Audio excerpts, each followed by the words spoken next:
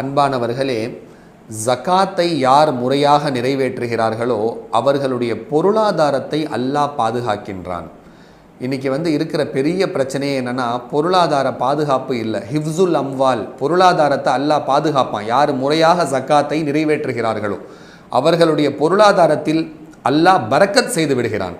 இன்றைக்கி பரக்கத் இல்லைன்ற புலம்பல் தான் பெரிய புலம்பலாக இருக்குது.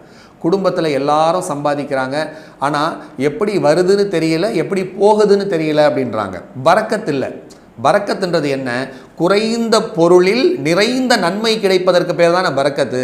ஒருத்தருக்கு அல்ல 5 கோடி ரூபா பணத்தை கொடுத்து 10 கோடி ரூபாய்க்கு நோயை இழுத்து விட்டுட்டான்னு வைங்க, அந்த 5 கோடி ரூபா கிடச்சி என்ன பலன்? அந்த 5 கோடி ரூபாயில் அல்லாஹ் பரக்கத்து வைக்கவில்லை.